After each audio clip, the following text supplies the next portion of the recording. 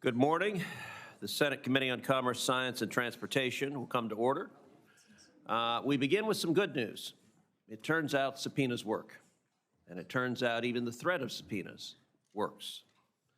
This committee noticed a vote on authorizing 3 different subpoenas, authorizing subpoenas on Bonterra, authorizing subpoenas on New Point Strategies, and authorizing subpoenas on Massport Authority, which runs the Logan Airport. After we noticed the vote on the authorization of subpoenas, 2 of those involved, Bonterra and New Point Strategies, immediately reached out to the committee and agreed to comply and to provide all of the materials that had been requested. Massport, however, behaved differently. Massport, which housed illegal aliens at Logan Airport during the Biden years, refused to cooperate at all. Unlike the operators of JFK and O'Hare airports, both of whom also housed illegal aliens, Massport refused to respond to inquiries that I had made as this committee's ranking member last year. And yet, with the vote scheduled today, at the 11th hour, Massport has decided to comply. So, we will withdraw the subpoena motion. This is a win for the federal taxpayers and for airline passengers who thought their money was going to pay for services at Logan, but instead financed a dormitory for illegal aliens. I also hope this is a message to other entities that when Congress has serious oversight questions, you should answer them. And if you refuse, this committee will exercise all the authorities it has to ensure we can engage in full and rigorous oversight. Now, the committee today will consider more than a dozen bills and 2 nominations.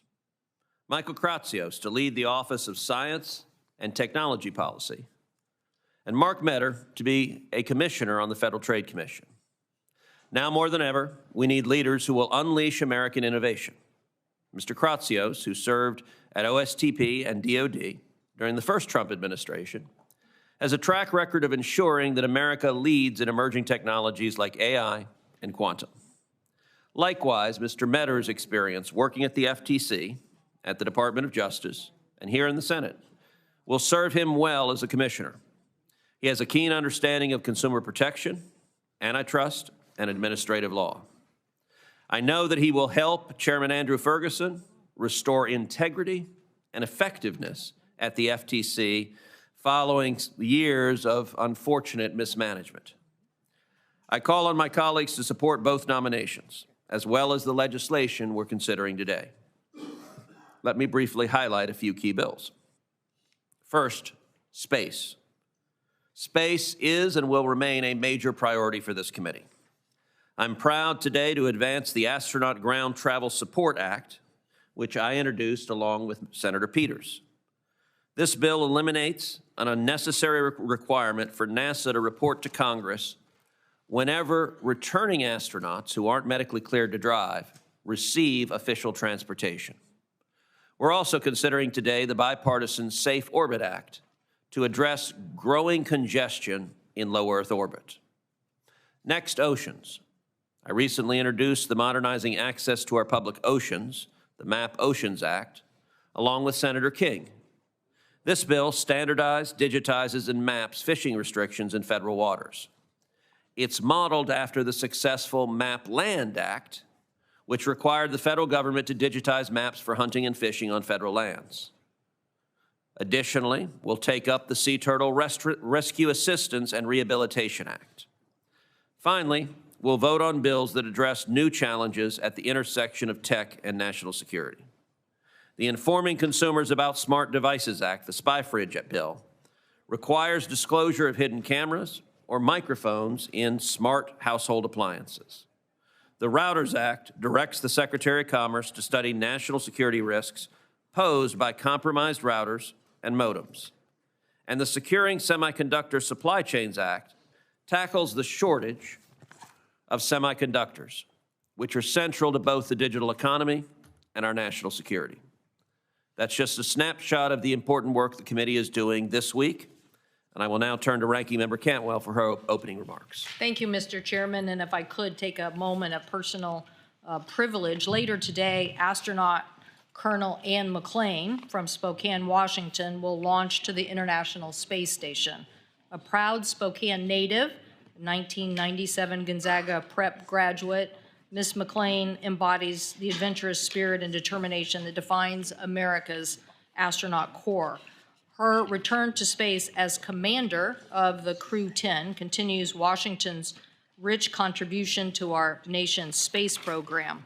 As Commander McClain has often said herself, quote, "If you want to go far, go together." I think it's a philosophy that perfectly captures the collaborative nature of space exploration and scientific progress. Now to today's markup. I thank you, Chairman Cruz, for working with us and continuing to consider nominations in 15 bills covering economic development, consumer protection, and science and technology policy. Several bills on the agenda are ones the committee considered in the last Congress, so I'm very pleased to support them again.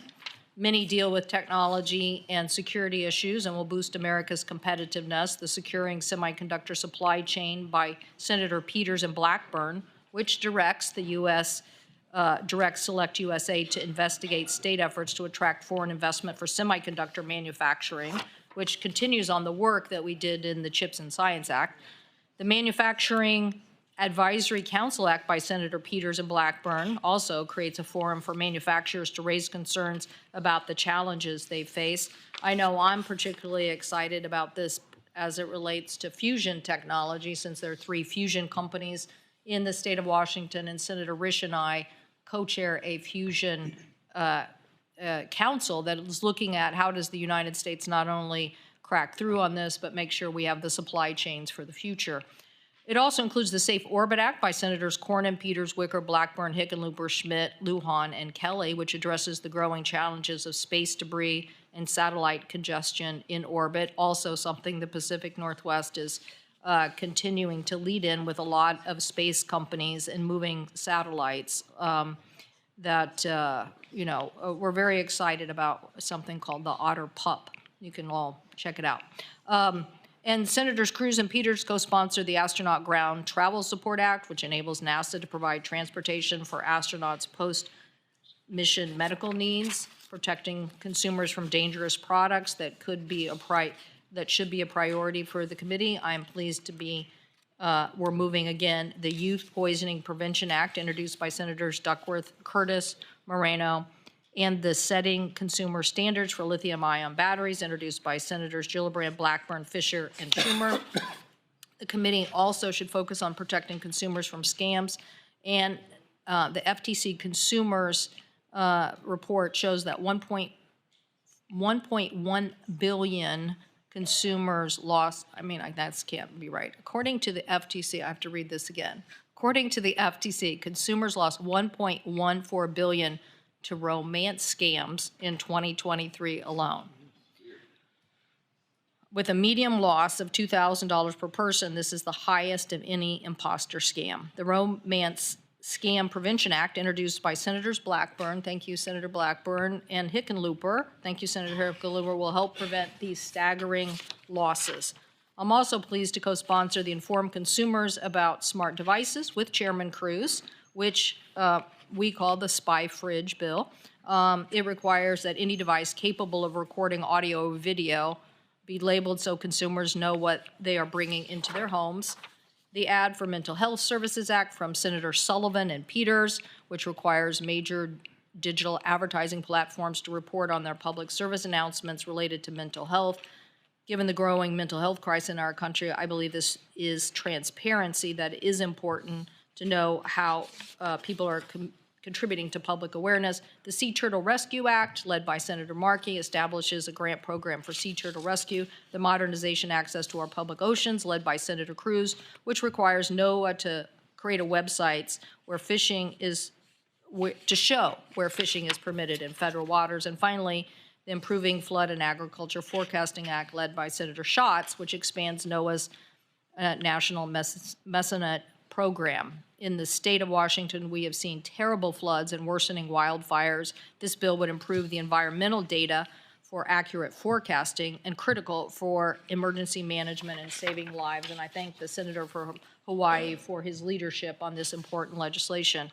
Turning to telecom bills, the Routers Act from Senators Blackburn and Lujan addressing security risks from network equipment made in China, Iran, North Korea, and Russia, and the Plan for Broadband Act introduced by Senator Wicker and Lujan, which would require NTIA to develop a strategy to close the digital divide. I want to thank both of them for working with me on various aspects of this legislation, including making sure that tribal areas and rural areas get the resources they need and to get that right.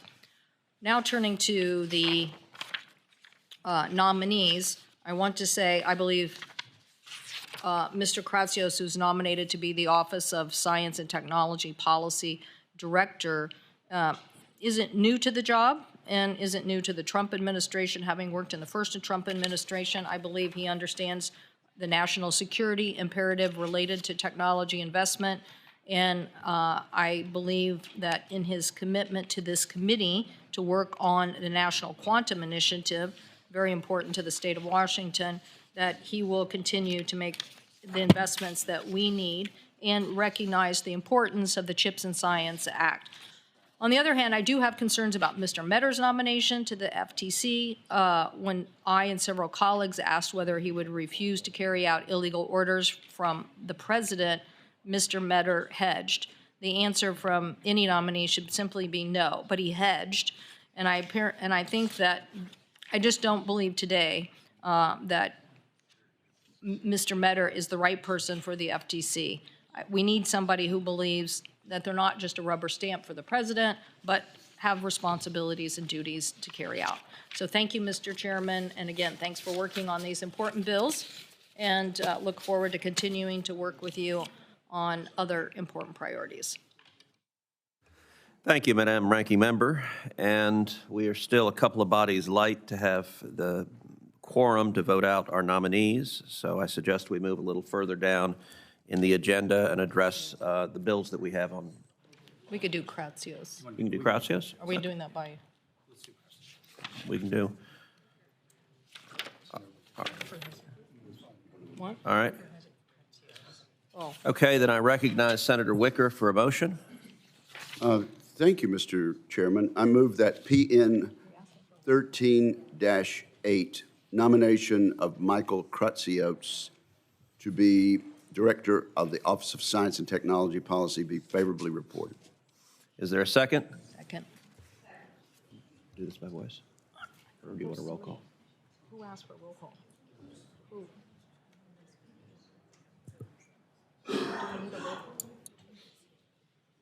Let's have a roll call, I guess. The clerk will call the roll. Mr. Thune, But easier. Aye by proxy. Mr. Wicker, Mrs. Fisher, Mr. Moran, Mr. Sullivan, Aye by proxy. Mrs. Blackburn, Mr. Young, Aye by proxy. Mr. Budd, Mr. Schmidt, Mr. Curtis, Mr. Moreno, Mr. Sheehy, Aye by proxy. Mrs. Capito, Ms. Lummis, Ms. Cantwell, Aye. Ms. Klobuchar, Aye by proxy. Mr. Schatz, Mr. Markey, No by proxy. Mr. Peters, Ms. Baldwin, Ms. Duckworth, Aye by proxy. Ms. Rosen, Aye by proxy. Mr. Lujan, Mr. Hickenlooper, Aye by proxy. Mr. Fetterman, Aye by proxy. Mr. Kim, Ms. Blunt Rochester, Mr. Cruz. Aye. The ayes are 24, the noes are 4. Motion is agreed to, and the nomination is ordered to be reported favorably. If it's all right, why don't we move to the pending legislation, number 9, and I recognize Ranking Member Cantwell for a motion. Mr. Chairman, I move that S-28, Informing Consumers About Smart Devices Act, S-97, Securing Semiconductor Supply Chain Act, S-244, Routers Act, amended by Lujan 1, S-289, Youth Poisoning Prevention Act, S-323, Plan for Broadband Act as amended by Cantwell 1, as modified by Wicker 1, S-389, Setting Consumer Standards from Lithium-Ion Batteries Act, S-414, Ads for Mental Health Service Act as amended by Sullivan Substitute as modified, S-428, the Safe Orbit Act as amended by Cantwell 1 as modified, S-433, the National Manufacturing Advisory Council Act, S-582, the Astronaut Ground Travel Support Act, S-613, Improving Flood and Agriculture Forecast Acts of 2025, S-759, Modernizing Access to Our Public Oceans Act as amended by the Cruz Substitute, S-841, the Romance Scam Prevention Act as amended by the Blackburn Substitute as modified, and S-843, the Sea Turtle Rescue Assistance Act as and Rehabilitation Act of 2025, all be favorably reported. Is there a second? All those in favor Now, say... Mr. Chair, I'd like to look at that motion. May I read? Sure. I'm at the bottom, number 9.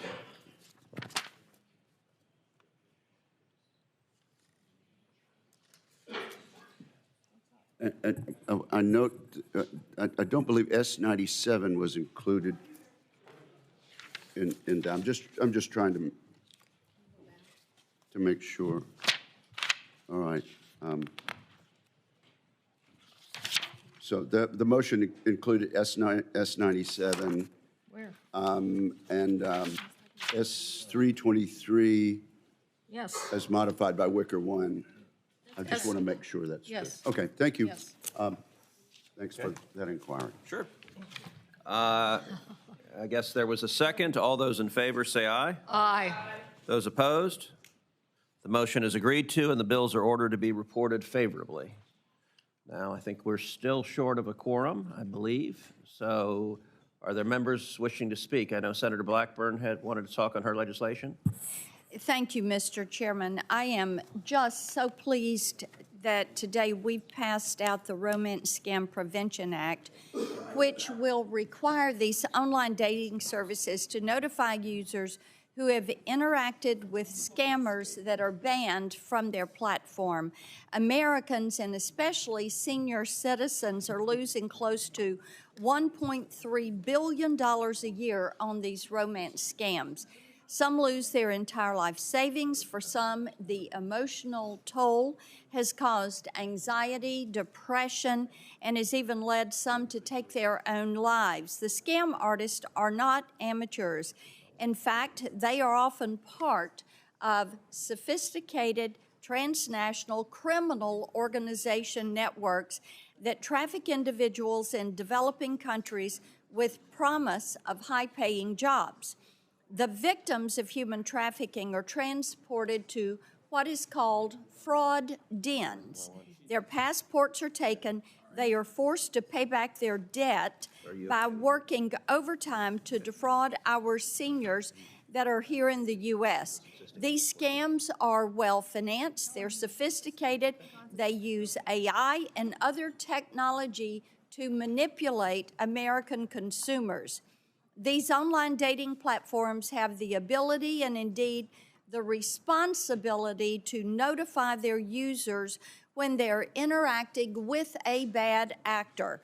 By taking this simple step, this legislation would protect our seniors from fraud and strike at the heart of one of the most lucrative financial streams for some of the most heinous criminal networks on the face of the earth. I do want to recognize Beth Hyland. She is a survivor of this heinous crime. She drove 9 hours to be here in the audience with us today. And her advocacy has made a difference in the lives of others. The legislation was the result of bipartisan, bicameral, good faith negotiations. I want to thank Senator Hickenlooper, Congressman Valadao, along with Senator Cruz and Senator Cantwell for their partnership on the legislation. I look forward to getting this to the President's desk. Thank you, Mr. Chairman. Thank you, Senator Blackburn. We now have the votes to proceed, so we'll have the vote, and then we'll open it up to any other members who wish to speak. But I recognize Senator Wicker for a motion. Mr. Chairman, I move that PN 1229, nomination of Mark Metter to be a Federal Trade Commissioner, be favorably reported. Is there a second? Second. Clerk will call the roll. Mr. Thune, Aye by proxy. Mr. Wicker, Mrs. Fisher, Mr. Moran, Mr. Sullivan, Aye by proxy. Mrs. Blackburn, Mr. Young, Mr. Budd, Mr. Schmidt, Mr. Curtis, Mr. Moreno, Mr. Sheehy, Mrs. Capito, Ms. Lummis, Ms. Cantwell, Ms. Klobuchar, Aye by proxy. Mr. Schatz,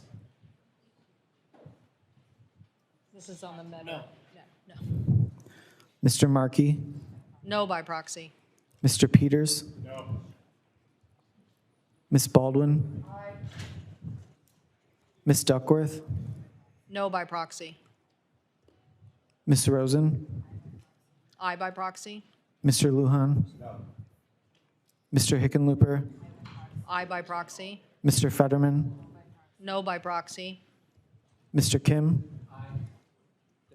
Other than if Ms. Blunt Rochester, No by proxy. Mr. Cruz. Aye.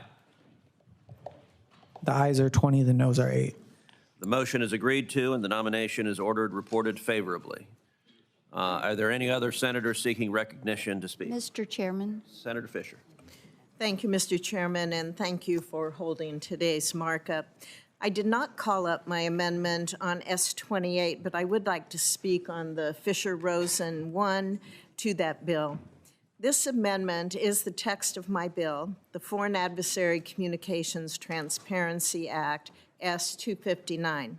The FACT Act would provide much-needed transparency for companies that hold FCC authorizations and licenses with ownership ties to foreign adversarial governments. The first step in defending our security is understanding that threat.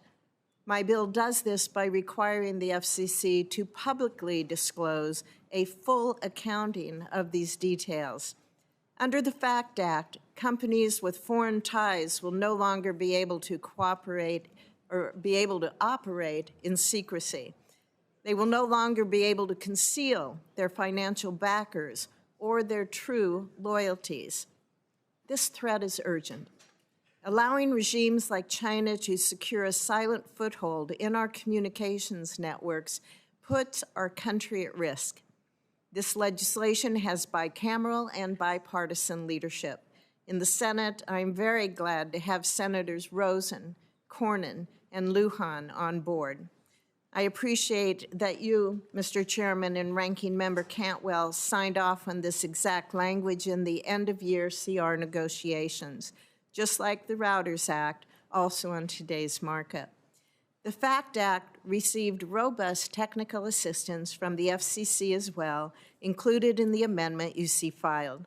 Mr. Chairman, I hope you will commit to working with me to get this on the next committee markup. Thank you. Mr. Chairman. Thank you, Senator Fisher, and I'm happy to work with you on the bill. Senator Blackburn. Thank you, Mr. Chairman. I am so pleased that we have approved the Routers Act. It directs the Department of Commerce to assess the national security risk posed by consumer routers and modems that are developed or manufactured in adversarial nations like China, Iran, North Korea, Russia. This legislation will provide much-needed clarity on the vulnerabilities these devices may introduce, empowering us to take more decisive action to protect our networks from cyber threats and espionage.